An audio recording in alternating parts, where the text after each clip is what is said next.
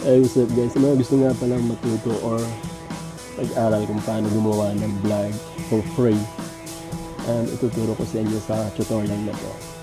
So para magkaroon ka ng sarili mong free website or free vlog website, ganito lang, pumunta lamang kayo sa WordPress. Okay, hanapin natin yung WordPress sa Google,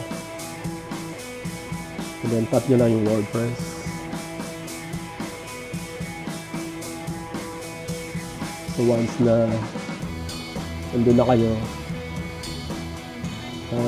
remember na yung WordPress ay maaari kang gumawa ng free website, or kung gusto mo naman magbayad, pwede din yun.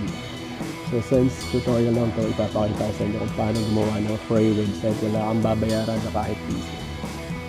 So yun, let's get started. Ilagay nyo lamang yung email address nyo. Kailangan valid yung email address nyo.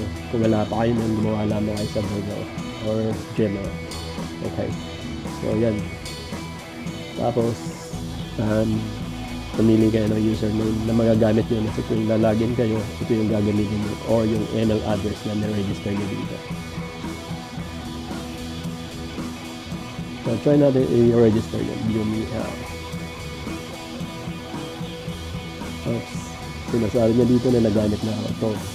Kaya naman kailangan pumili tayo ng panibagong username. Okay, so yan yung kagandahan ng WordPress. Kapag nagamit na yung username, hindi mo na siya maaaring gamitin pa ulit. So kailangan mo pumili na hindi ka pareho, or even if ka pareho siya, pero dadagdagan mo siya. Okay, so yun, try natin ulit pumili ng ibang username.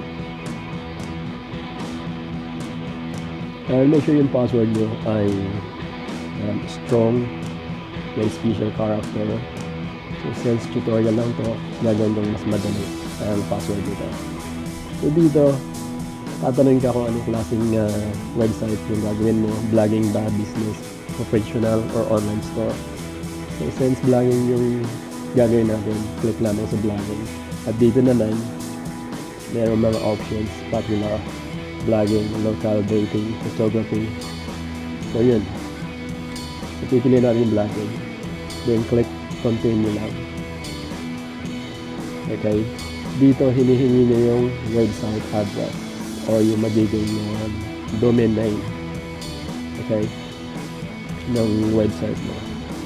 So it can be any name na gusto nyo, as long as happy kayo din, yun yung gawin nyo. So since ginawa natin username kanina, yung It's Time, paninindigan na natin yung sa website nito na It's Time. Okay,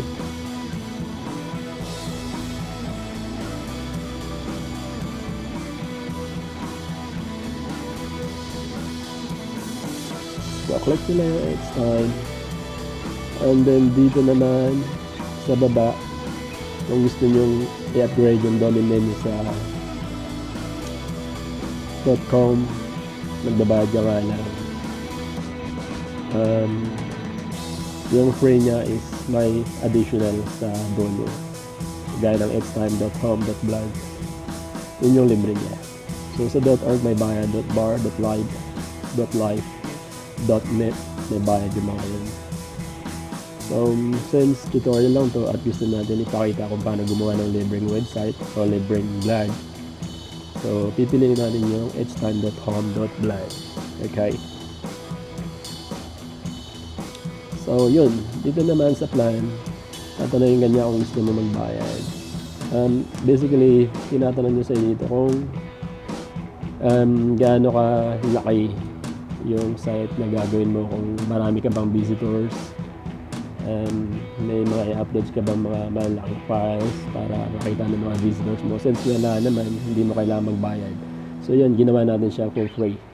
Pinili natin yung free options. So sabi dito, your site has been created. Okay, for now, skip nyo lang. Tapos later on, pwede nyo namang i-edit yan. Mag-login lang kayo at i-add up nyo yung mga gusto nyo i-share sa mundo. Okay, so yun, click natin sa email address natin para ma-activate natin yung website na ginawa natin.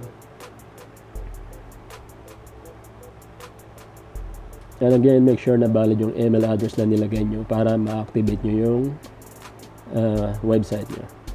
So, here. Nandito na nga siya. At sabi dito, click here to confirm now. Click mo yan. At loading up na siya.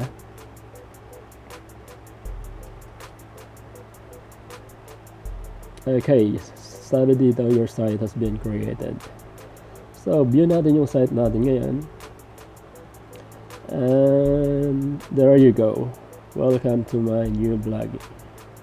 Okay. So, paano natin mapapatunayan na nagawa nga natin yan? So, i-open natin siya sa browser natin, Chrome. Okay? So, magkaiba sila ng browser. Doon kanina sa isa at dito naman sa Chrome. So, yung URL niya is time.home.blog. Enter nyo lang. Tapos, there you go. At live na yung website natin. So, para magkaroon siya ng mga post, mag-login lang kayo at i-post